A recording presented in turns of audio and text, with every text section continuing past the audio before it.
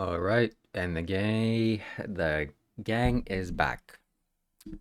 Welcome back, ladies and gentlemen, to the show.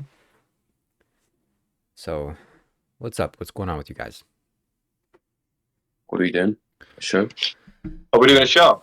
Yes, Okay, wasn't expecting that, but I guess let's do it.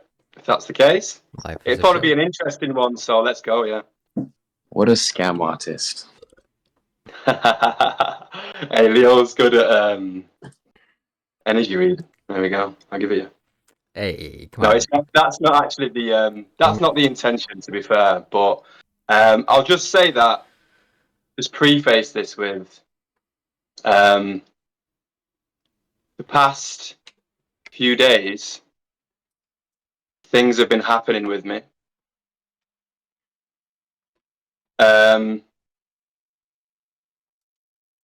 It feels like I'm potentially going through another Kundalini awakening. My crown is vibrating more intensely than it was yesterday. And I'm starting to have realizations similar to what I've had previously. It's funny because, Leo, you said that in the reason why I did the call with Shiva last time was because you mentioned that it was good shadow work. And I watched it back and I realized recently I've been bubbling with so much energy that it's been spilling all over the show. And watching myself back on that live that was recently done, or the podcast, showed me that. So I'm going to try and be a little bit more direct with my words, and hopefully not ramble. And if you can, Shiva, can you mute your notifications so that if we are having a conversation, we don't get distracted? Is that possible? Yes. Okay. Could you give me a little bit of context as well? Because I don't think I watched this this podcast that you're speaking about.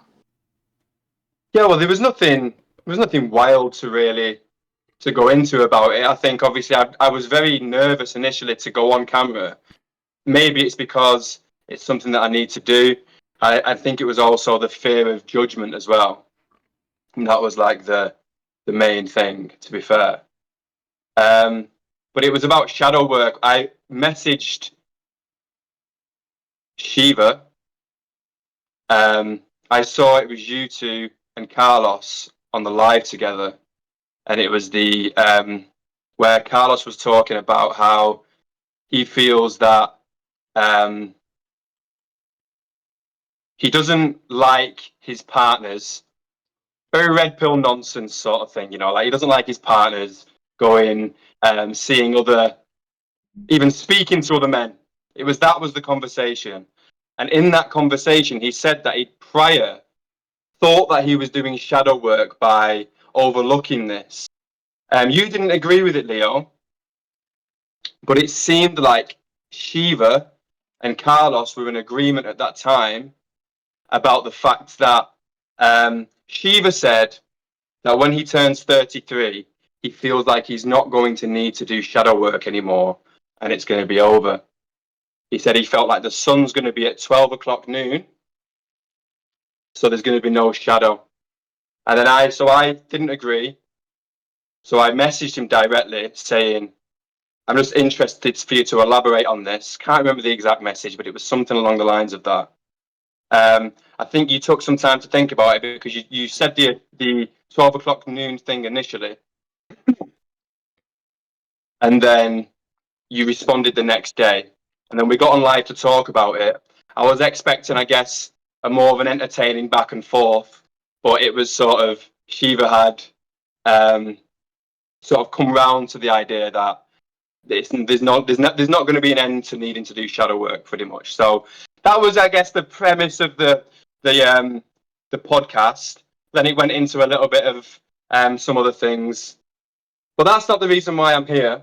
Obviously, I've been drawn here about the 6th of December was the day that I stumbled across this scenario that's occurring. And it's been good for me. There's been a lot of changes occurring. I was hospitalized for a while recently. I feel like I'm pretty much fully healed now. I developed quite a severe nerve situation in the lumbar of my spine, where I was pretty much paralyzed for 3 months. I lost feeling of the lower part of my body completely. I was on a lot of medication, but I've recently come off this medication. And similar things that have happened in the past. And it's funny, Leo, because it seems like we've had similar journeys.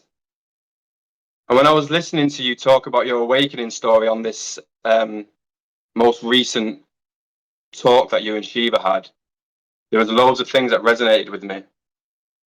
And initially, I was here to expose Shiva when I first stumbled across Shiva. But it was actually Leo that resonated with me initially. It must have been Shiva initially, but then Leo had pointers, and he was pretty much saying all the things that I was thinking to Shiva in one of the conversations that you had about you're not really enlightened, you're not really a spiritual man, you're a broken little boy, all these things, you know. And the thing that turned me round to Shiva was his ability in those moments to keep composure, to respond in a responsive way as opposed to a reactive way. And then, so I'm here, things are happening with me. It's exciting, and I'm looking forward again for it to happen. But also I have some qualms or some things that I just feel like I need to iron out before I continue to evolve in this situation with you guys, you know, because I resonate with both of you. I really like both of you. Shiva has helped me get to this point in some ways as well, by making me realize that seeking anything outside of myself is futile, and there's always going to be faults and issues to find in anybody, whether they're enlightened or not, or if they claim enlightenment or not. So I'll get to the point. Obviously, I've had awakenings in the past. When I did, I never proclaimed enlightenment. I never put it out there, but I sort of knew it in some ways.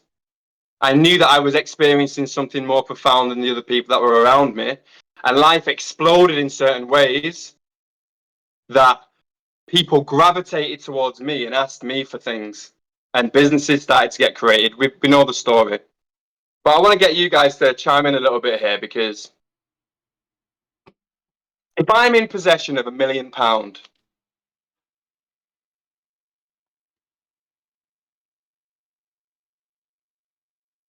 there's two angles to take on this. If somebody says you've not got £1 million, it's in my bank account. I'm looking at it, I've got £1 million. Maybe proclaiming enlightenment once, no problem. I've got no problem with it at all. But when it's a constant talking point, it makes me doubt that you're in possession of the £1 million. I don't doubt that you've been in possession of the £1 million and that you've experienced it, especially Leo, because the story that he prescribed recently, I knew because it was very similar to mine. His explanation of what happened was very similar to me.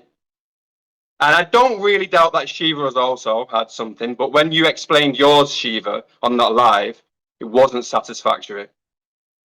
And there was you didn't go to the place of that awakening in the moment you was prescribing it or you was explaining it, where how Leo did. So that's one thing. If you've got £1 million and people like Gajar Baba, whatever he's called, are in the comments saying that maybe you're not, you don't react to these people. So why do you think that that's happening?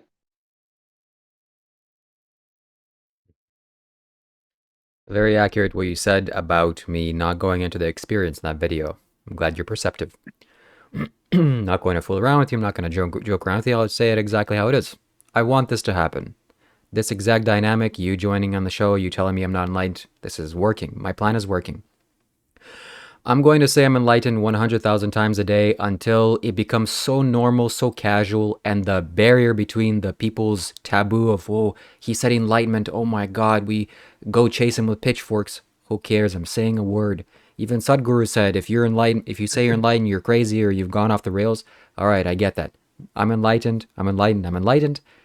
I'm pushing myself out into the YouTube land. Hey guys, I'm enlightened. I want to cut through the noise. Hey little Mr. Beast, I'm destroying cars. Hey buddy, I'm enlightened. There's something here. Hello, hello. And people, what? No, he is definitely not. All right, come on, tell me. Unfortunately, okay, look. I'll show you my bank account. Look. Saw that? You see that? There's nothing I can. That's as close as you're willing to see my bank account. I can't show you. Sorry. If you want to really know, you got to listen to me talk, and yeah. So I do listen very closely, and I really like you. I do. And I think you're a very wise man. I do. But still,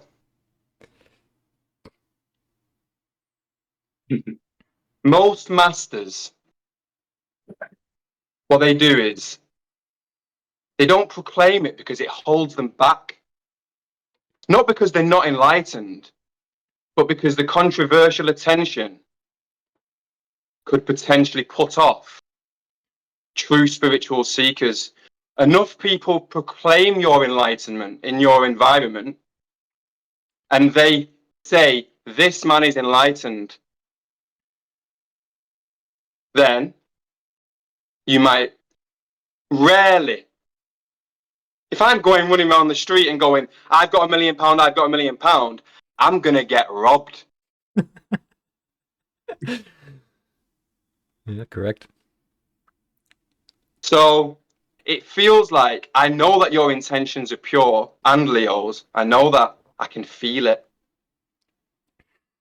But I worry about where this leads to.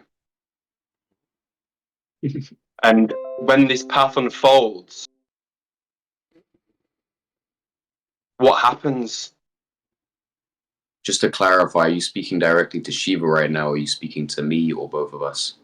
Well, I guess I'm speaking more to Shiva, but I know that the recent videos I heard that, you know, potentially you and Leo, you and Shiva are going to be joining forces to maybe create an ashram or do these sorts of things. And this is needed. And I love that. And I think you would work amazing together. But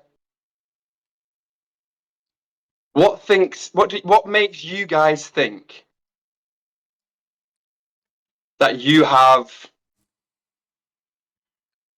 the ability to dodge the fates of most of all the other masters? Leo, you want to answer this one?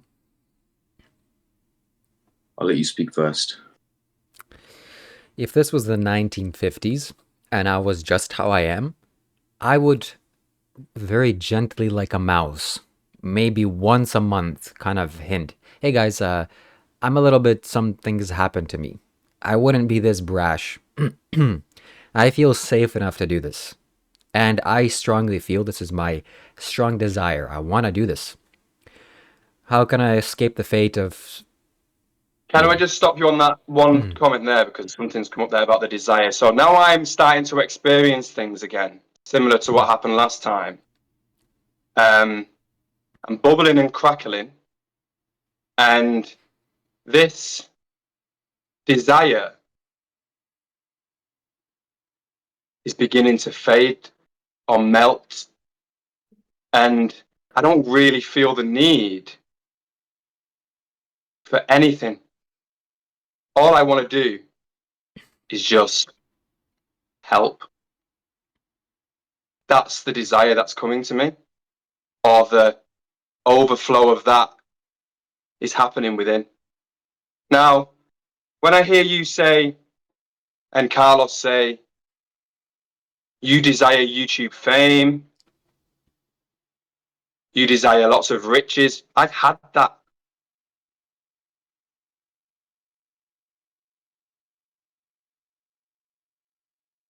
I'll take it, don't really want it. That also, I've heard Leo talking that way, and Leo's YouTube channel is, he's doing it for himself, for the sake of doing it. You can see when you watch it. Whereas you, Shiva, you're doing it for the fame.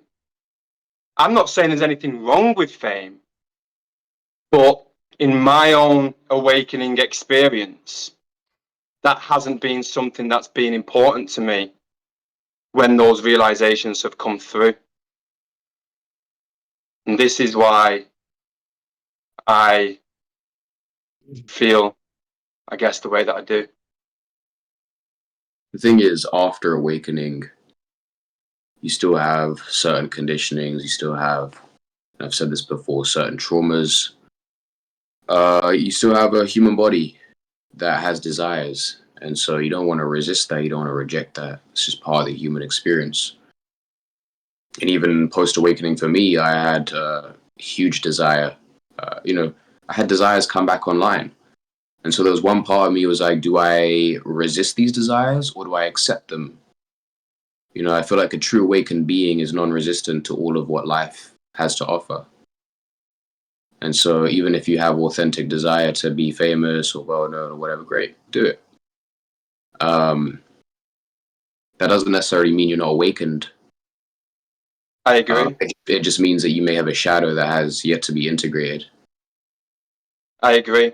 So what happened with me was when I went through my initial, I don't even really want to be saying it for some reason, but when I went through my initial awakening,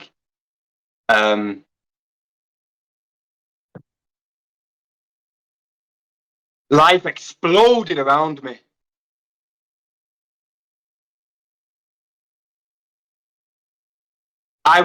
It was happening through me. There was desires there. I couldn't hold on to them. It was instantly manifesting through my vessel. It was from no wisdom, from no money, from nothing, to 45 staff, 21 years old, big businesses, lots of things, lots of explosions, lots of money, lots of bliss, lots of magical powers. But I couldn't even hold on to the barriers because it was happening so intensely and so fastly through my vessel. Yes, there was desires there, I guess, but I wasn't necessarily consciously setting these desires. It was occurring naturally through me and flowing through me. And then what started to happen is I started to get power. And I started to have, I guess, a small group of people around me that listened to every word that I said. And after a period of time, even though I'd had this experience, I got corrupted. And it got to my head. The money, the business, the whole thing. And then similar to you, Leo, and then another awakening, and then another awakening.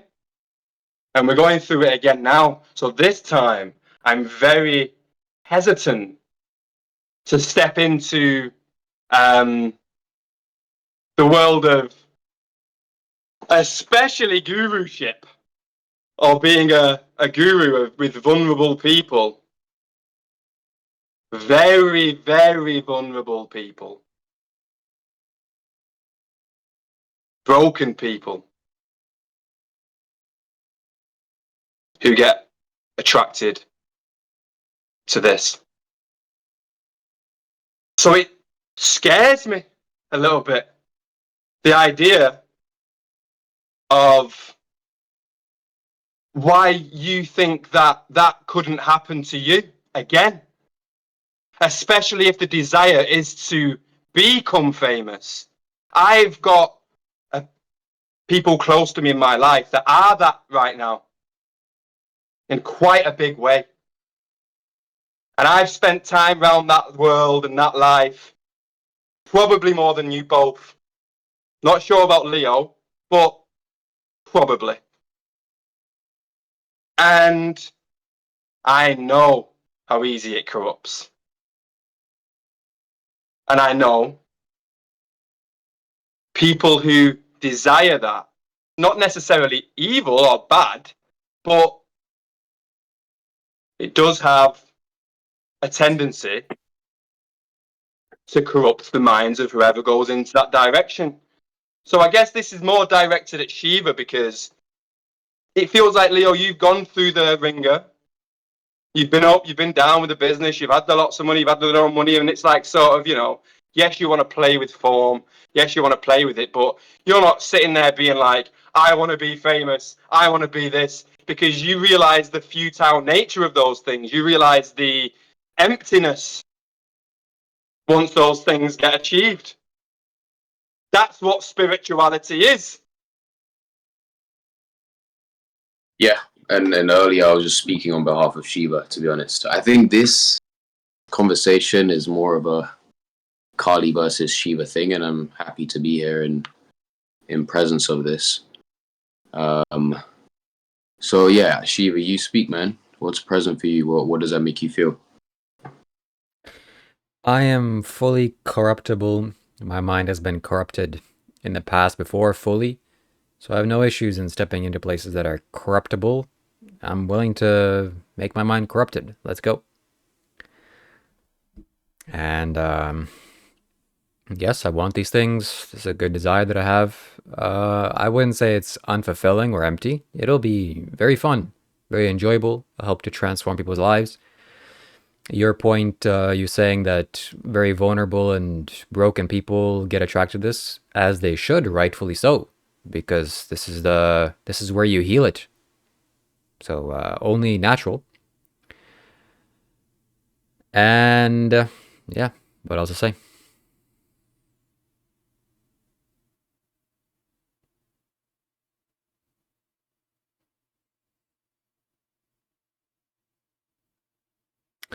I Look, I remember when I first found out about Shiva at the start of this year, and I was watching his YouTube videos.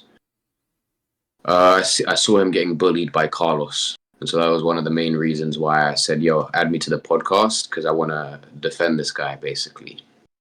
Um, and then as I started to spend more time and do more of these episodes, I could perceive this ego within Shiva that wanted more things, that had all these desires. And so there was a part of me that was like, wow, there's going to be a lot of vulnerable people that will fall under his guise. That's the same thing that I said to him. And that was one of the reasons as to why I stayed, and the reason as to why I challenged him. So I can see your perspective. I understand where you're coming from. I think the more I've spoken to Shiva, the more I've spent time with him, the more I feel like there is a pure intention. there is a heart beneath it all. There is also a character. There is this grand character that wants to fulfill all these things and be seen a particular way. There is still a big shadow, a big wound, a big wounded boy that wants love, that wants attention. And that's okay, as long as you're aware of it and you don't harm other people as a result of it. I think that's okay. Um, that's all I really have to say about it. I need to I jump. think so too. I think that Shiva does have good intentions. I do. I've had one-on-ones with Shiva, and I feel it from him. I wouldn't even be here probably if I didn't think that. I do, and that's how I truly feel. And I just still, I do worry about where it leads, you know. But only time will tell, I guess. And I feel like the proclaim to enlightenment and the talking about these things. I feel like maybe it just sours the feeling Well, around. Sorry, go it, ahead. yeah, I was just gonna say it's another identity. It's another thing for the ego to latch onto, right? Exactly. I It's like think you become right. enlightened by dropping the idea of enlightenment. It's like if you're trying to chase enlightenment, or if you're holding on to that, it's like you're gripping sand. It's like you've lost it. The second that it's like the mustard seed story, isn't it? It's like as soon as you become aware of the thing that you obtain or that you have, you lose the thing. It's the awareness which is. It's not the owning the thing. Yeah, you can't own enlightenment. You know, it's like it's a title that has no form in a way. It's like a thing that you try to grasp onto. I'm enlightened, but you're not grasping onto anything. Um, and I remember right after my awakening at the end of last year, there was actually a deep fear that came up. And I guess I was a part of the unfolding process. It was like, oh, who am I? I'm no one. There's nothing left. It's empty. And so there was still this small, subtle ego that was left that wanted to cling on to something to have some form of stability. And so immediately I started to say I'm enlightened or I'm self realized or whatever. And I used that as a way to feel stable all over again. Um, so, it played its role for a period of time. And then I would start to share this on social media. I would say that I'm enlightened. And I saw how many people it would trigger when I would say that. And I was like, interesting. Okay. Uh, so it can be used as a tool to bring awareness. I mean, I'm pretty certain there are certain people that are watching Shiva or watching myself as a result of those words, that title. I feel like I've arrived at a point personally where I see no value in proclaiming enlightenment in the same way. I can talk about it. I can jump on a podcast and the title can be about two enlightened masters, whatever it wants to be. Do I need to be perceived as enlightened? I don't care. What am I going to get out of that? Doesn't mean anything to me. In the same way that when Carlos introduces me as someone that's made millions of dollars and done all of this stuff, I don't care. Like, I don't need people to know anything about me, really. All I am is this present moment. I am just this body and mind expressing here now. There is no attachment to a past. There is no attachment to a future. There is just this body talking in this moment. Just a vulnerable human being, really, that has some level of awareness and is communicating his direct experience moment to moment. In short, this body and mind has done some interesting things and has attained some great things. Cool. Well done. Um, but I think that's as far as it goes.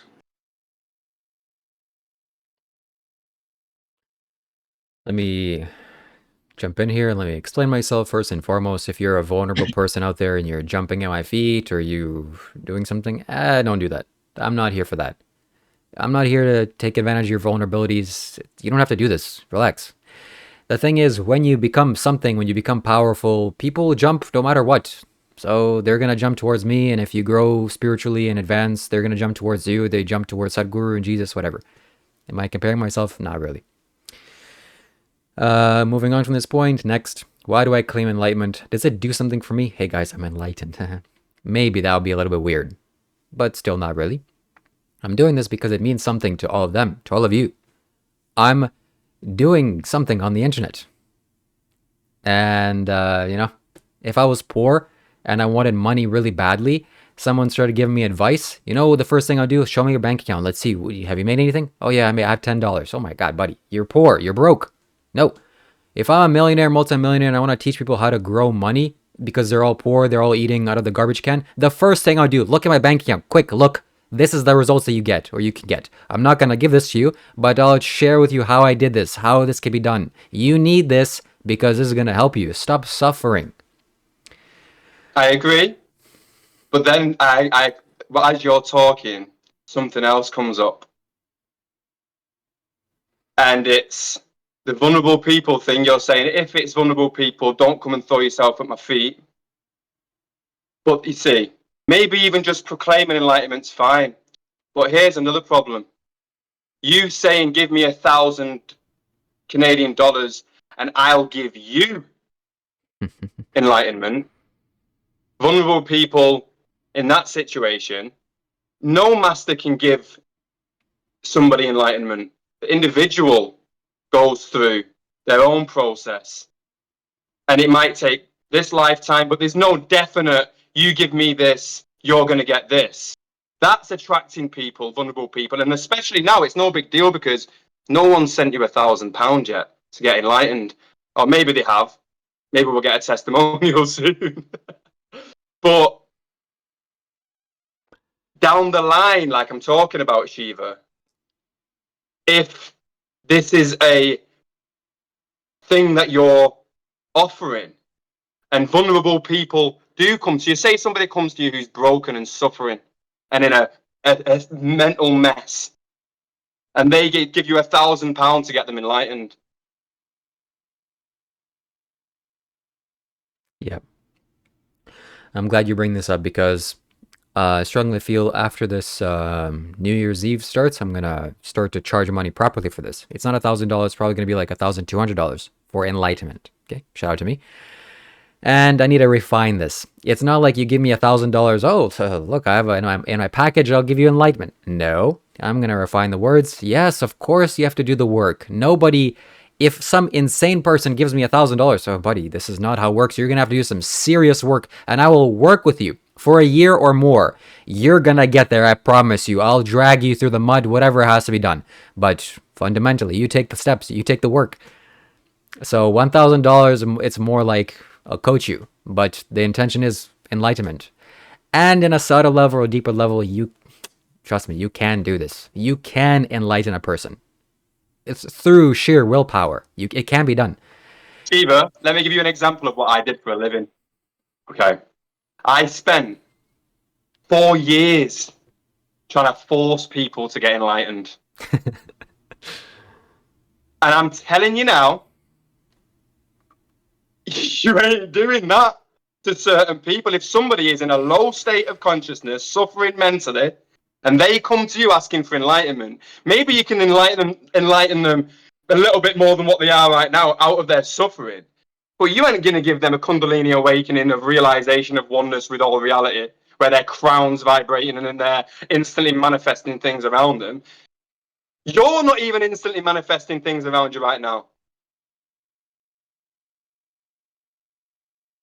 Yeah. Well, if somebody comes to me and says, hey, I want enlightenment, too bad, pay me first. They have to sacrifice quite a bit of money. And then they will come to me with the receptivity. Okay, tell me, what do you got? That's a little bit of a different story than me trying to force, you're bad, you're not good enough, you have to enlightenment. I've done that too. It doesn't work. So you sacrifice something, I'll give you something in return. This is how it works.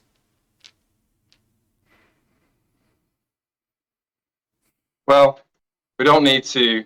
I feel like I've said, I'm feeling it out, and my honest opinion is when Leo's talking, I feel warm, and there's an acceptance there within. Maybe this is you're bringing out something out of me, which I need to, which is going to be part of my experience, which is currently occurring. Amazing, but there's a friction with your words and with the thing that you're saying. It's not resonating in a way where it's making me feel like I can agree with you right now. I understand that you're feeling friction. Nothing I can do about that. It's accurate and true. Your perception is good and correct. This is how it is right now. So feel friction, my friend. Feel all the friction in the world and in the universe. I'm not kind and friendly and gentle and warm like Leo is. I'm here to make you have friction. Serious How come friction you at that. wouldn't tell me brutally then what my shadow was? And you was like, oh no, I can't be brutally honest with you. If you are that character that you're prescribing, why was you being such a little pussy when we was on the conversation together? Then you wouldn't tell me straight to my face what my shadow was. Why then? So don't play two roles here, buddy. Because I have some nice protection here, which is Leo in the form of Leo. He's a nice witness and a bodyguard, a bystander. So I can kind of sense the polarity here. It's a little bit easier to talk to, 3 people. 2 people, it's a little bit more gentle. Talking to you, it's intimate. Oh, yes, okay. 3 people, now it's a crowd. I gotta entertain you all. That's a little bit different. Okay. Interesting. You know what I think would be good? I think that, and I did say this to Shiva before I jumped on. I said, you and Carly should have a one-on-one conversation. I just felt that for some reason. And I think you'll be more intimate and more intense. Maybe more will come to the surface. I think it's been a great conversation, to be honest. I think you brought up a lot of Shiva's shadow, which I can appreciate and respect. And yeah, maybe we can have a one-on-one because I saw your message on Discord. What's your actual name, by the way? Reese. Reese. Okay. But yeah, I think this is a beautiful dynamic. I would like to see more of this. More of this. So yeah, that's all I have to say. Okay, if you leave the call, the recording will continue, and whatever reason I have to discuss, we'll discuss privately. Well, you all get to see it. But Cool. yeah. Any final thoughts before I jump off? I feel like before we have the one-on-one on live, for me, if I'm going to be honest, even this conversation, I wasn't really interested about it being put on YouTube. I just wanted a real conversation about truth and spirituality. It's not really a show in that way for me. So I will carry on, and maybe we'll have some more of these. But as it stands at the moment, I feel like this has been like I'm complete here, as Leo would say. And there's nothing really more for me to add. I mean, we can have a one-on-one privately, Shiva, if you want to sort of come to some sort of... Because when having conversations, knowing that I'm live or that this is being recorded, changes the way that I approach it a little bit. So it's a little bit less authentic because I'm just not as comfortable being recorded and being put out there. Oh, And I think Reese, I think that's great training. You know, it's like being perceived in all aspects of yourself, being witnessed in all aspects of yourself. It's like there's one thing to be vulnerable with yourself and vulnerable with one person, but the moment that you do it in the presence of all kinds of different expressions of life, what happens then? So I think it's great shadow work, to be honest. It deepens the integration of what you're working with right now, this Kundalini activation and all the energies that are coming up. So I think it could be a beautiful thing for you to do. Okay, Leo's persuaded me then.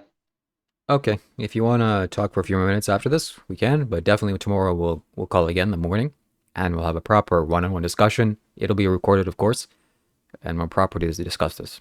So whatever you want.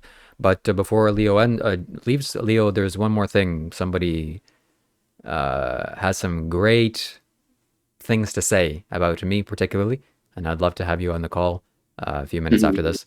The last one. The train is at the final station after that one, and then you can go comfortably asleep. Shiva wants me as his bodyguard. Now I know what the fuck it is. That's right. That's correct. Okay. All right, man. Well, Well, look, I'm let's gonna. end this one here then. You do that conversation with this Turbo Swami guy, Yes. and we can pick it up again tomorrow. Yes, let's do that. I think that's good. Thank you very much Okay. for joining. But I just want to say to everybody as well, I do genuinely feel that Shiva is his intentions are pure. I do feel that. So I just wanted to end it on there, and obviously Leo's are pure also. So Thank you very much. Good Look meeting forward you, to seeing brother. you soon. We'll chat more yeah, tomorrow. man.